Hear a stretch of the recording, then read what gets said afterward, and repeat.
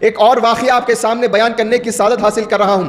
دیکھیے صحابہ کرام رضوان اللہ علیہم اجمعین کی حضور اکرم نبی مکرم صلی اللہ تعالیٰ علیہ وسلم کی کیسی تعظیم و تکریم کرتے تھے، کیسی رسپیکٹ بجا لاتے تھے، ادب کیسا کرتے تھے۔ جنگ بدر کا واقعہ ہے۔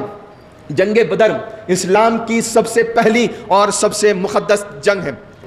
حضور اکرم نبی مکرم صلی اللہ تعالیٰ علیہ وسلم کو جب یہ خبر پہنچی کہ قریش کفار مکہ ایک بڑا لشکر لے کر مدینے کی طرف آ رہے ہیں جنگ کرنے، حملہ کرنے کے لیے، تو حضور اکرم نبی مکرم صلی اللہ تعالیٰ علیہ وسلم اپنے صحابہ کرام کو لے کر مقام بدر کی طرف آپ تشریف لے جاتے ہیں۔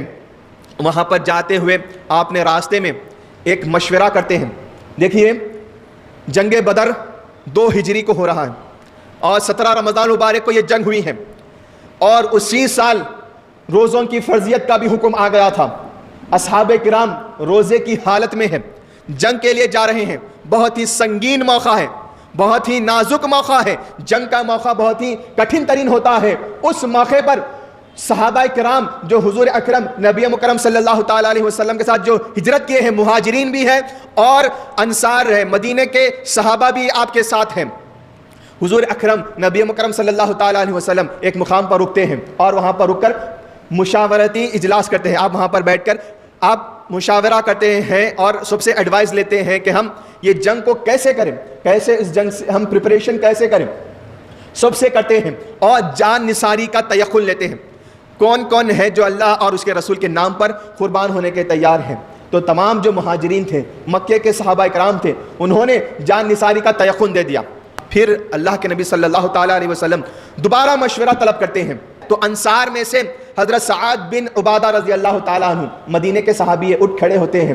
وہ عرض کرتے ہیں کہ یا رسول اللہ، یا حبیب اللہ، آپ جو دوبارہ مشورہ لے رہے ہیں، کیا آپ کا اشارہ ہم انصار کی طرف تو نہیں ہے؟ کیا آپ ہم انصار سے مشورہ لینا چاہتے ہیں؟ کیا آپ ہم انصار سے تیقن لینا چاہتے ہیں؟ تو اللہ کے نبی صلی اللہ تعالیٰ علیہ وسلم ارشاد فرماتے کہ ہاں۔ تو حضرت سعد بن عبادہ رضی اللہ تعالیٰ عنہ عرض کرتے ہیں کہ یا رسول اللہ، یا حبیب اللہ صلی اللہ وسلم علیہ، ہم آپ پر ایمان لائے ہیں، ہم نے آپ کی تصدیق کی ہے اور گواہی دی ہے کہ جو کتاب آپ نے لائی ہے وہ حق ہے، اور ہم نے آپ کی اطاعت اور فرمانبرداری کا عہد کر لیا ہے۔ یا رسول اللہ صلی اللہ وسلم علیہ، جس طرح آپ کی مرضی ہو آپ تشریف لے جائیے، خدا کی قسم، اس ذات کی قسم جس نے حق کے ساتھ آپ کو مبعوث فرمایا ہے، اگر آپ ہمیں سمندر میں کودنے کا حکم دے دیں گے تو ہم میں سے کوئی بھی انصار ایک لمحے کے لیے بھی رکے گا نہیں، آپ کے حکم کی تعمیل کر لے گا اور سمندر میں کود جائے گا۔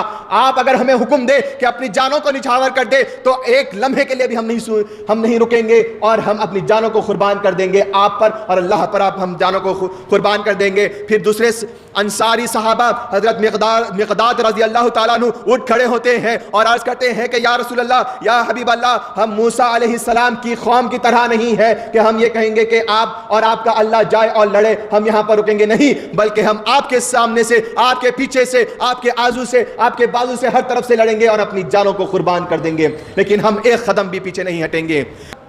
حضور اکرم نبی مکرم صلی اللہ تعالیٰ علیہ وسلم پر جان نثاری کا یہ صحابہ اکرام تیقن دے رہے ہیں۔ کون دے رہے ہیں؟ انصار۔